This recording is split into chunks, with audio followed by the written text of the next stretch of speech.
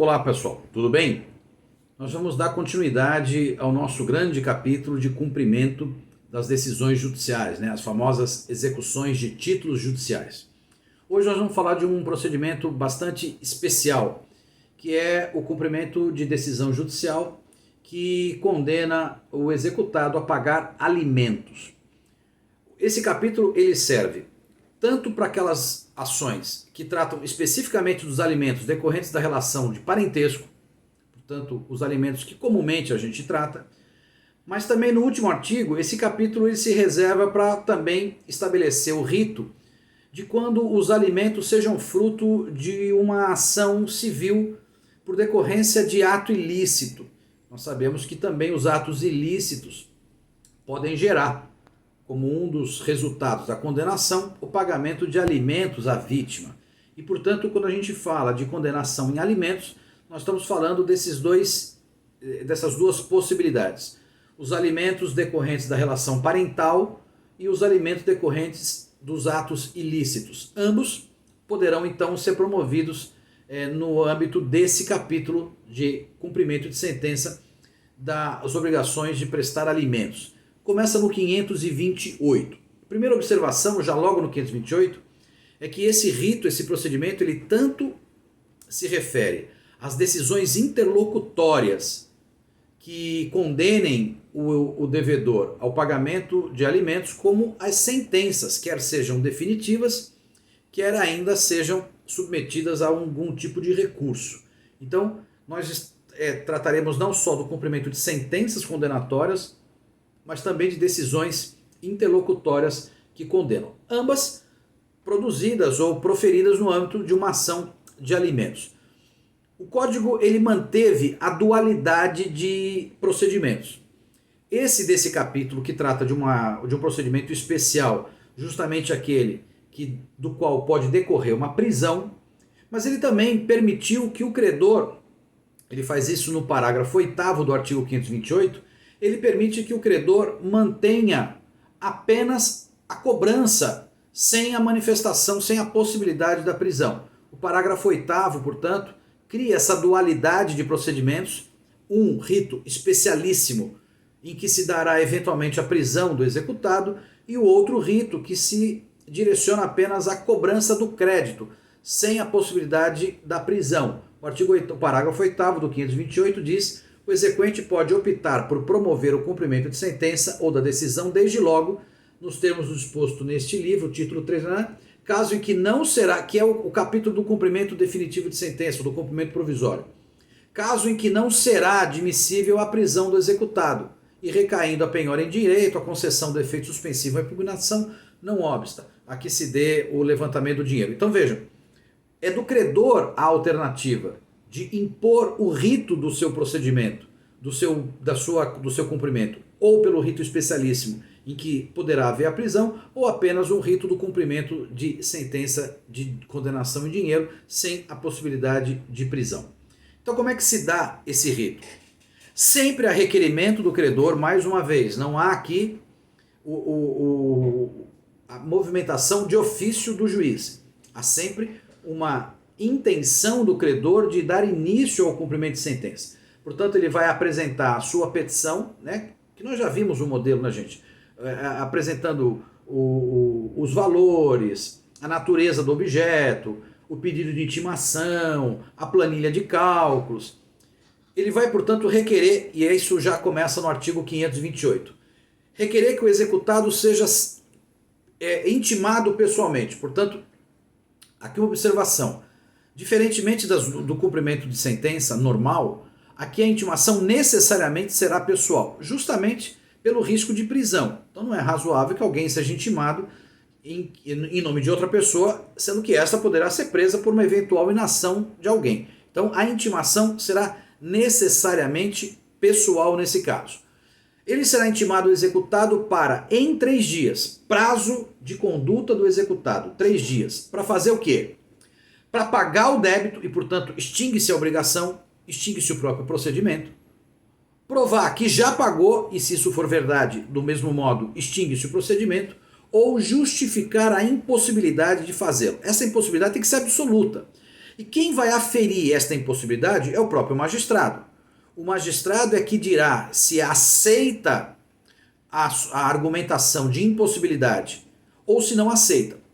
Uma observação: aceitar a alegação de impossibilidade reflete apenas na impossibilidade da prisão, mas não gera extinção da obrigação. Portanto, a impossibilidade é um argumento que afasta a prisão, mas mantém o crédito em favor do credor.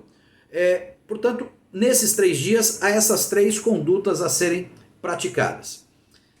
Se nesses 3 dias não se fizer nada, portanto, houver uma inércia do executado, ele então terá contra si, primeiro, a possibilidade de protesto desse valor, protesto judicial desse valor. Segundo, a prisão de 1 a 3 meses. A prisão, portanto, é uma consequência do descumprimento daqueles 3 dias de pagar, de provar que pagou ou de tentar alegar alguma impossibilidade. Algumas observações sobre a prisão. E tudo está aqui no artigo 528. A prisão será cumprida em regime fechado, devendo o preso ficar separado dos presos comuns. Portanto, duas observações. Primeiro, regime fechado, de 1 a 3 meses em regime fechado. Mas necessariamente num lugar, numa cela que não tenha nenhum contato com presos comuns. Portanto, no máximo, presos também por esta causa, estejam presos por essa causa. Apenas uma observação em relação ao procedimento. A instauração, ela se dará normalmente nos próprios autos ou no juízo em que houve a decisão de condenação. Normalmente, o cumprimento de sentença ele é apenas uma nova fase de um processo que já se arrasta e, portanto, nem há que se falar em dúvida sobre competência, já que será no mesmo juízo. Entretanto, o parágrafo 9º permite que seja possível instaurar o procedimento de cumprimento de sentença de obrigação alimentar no juízo do próprio credor, ou seja, no juízo do seu próprio domicílio, o que é então um benefício em favor do credor dos alimentos. Outra observação: se porventura houver como objeto da cobrança, deixa eu só dar uma parada aqui. Nos termos do artigo 531, o parágrafo 1º faz também uma observação importante sobre o procedimento em si, a prática, dizendo o seguinte: a execução dos alimentos provisórios, que são aqueles fixados por decisão interlocutória no curso de uma ação de alimentos, bem como a dos alimentos fixados em sentenças ainda não transitadas em julgado, portanto o cumprimento também provisório, se processarão em autos apartados. Portanto, a gente vai criar um incidente apartado ao processo principal.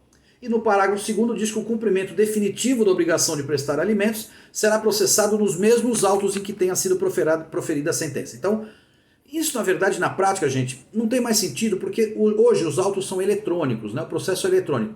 E sempre se criará um incidente. Portanto, haverá sempre um incidente criado que é no extrato do tribunal um link apartado. Então, essa providência que o código determina, na prática ela se mostra bastante inoperante, já que os incidentes de cumprimento de sentença são sempre incidentais e, portanto, sempre destacados do processo. Então, numa pasta que você visualiza de modo diferente. Outra observação importante sobre a prisão.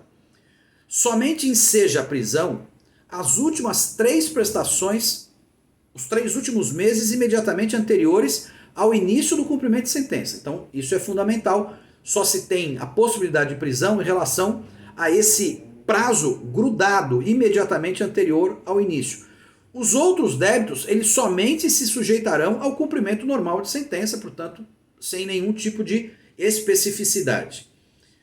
529 também dá uma previsão importante. Ele dá privilégio, ele dá uma preferência ao desconto em folha, dizendo que se for funcionário público, militar ou empregado de empresa sujeito a CLT, o ideal é que se faça esse cumprimento de sentença por desconto em folha. Ou seja, você intima, oficia a empresa, oficia o poder público, determinando que ele mensalmente faça o desconto.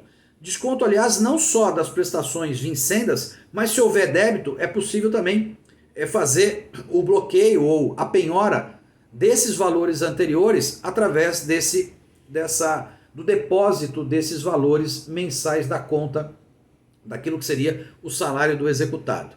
Outra coisa importante é que, restando o débito, mesmo com prisão, aí a gente sujeitará o procedimento ao rito normal do cumprimento de sentença. Então, penhora, vamos penhorar todos os bens do devedor, avaliar os bens dele, colocar em leilão os bens dele sem problema nenhum. No artigo 532, uma questão que é mais civil do que processo civil. O juiz pode, na manutenção do débito, ou seja, o devedor insistindo em não pagar, o juiz pode comunicar ao Ministério Público para início de uma eventual apuração de crime de abandono material. É, portanto, uma possibilidade. E por fim, no artigo 533, trata esse artigo 533 exatamente dos alimentos decorrentes dos atos ilícitos, das ações indenizatórias, dizendo que nesse caso a grande especificidade, melhor dizendo, é a possibilidade do cumprimento se dar através da afetação de um patrimônio do devedor em favor do pagamento, como garantia do pagamento.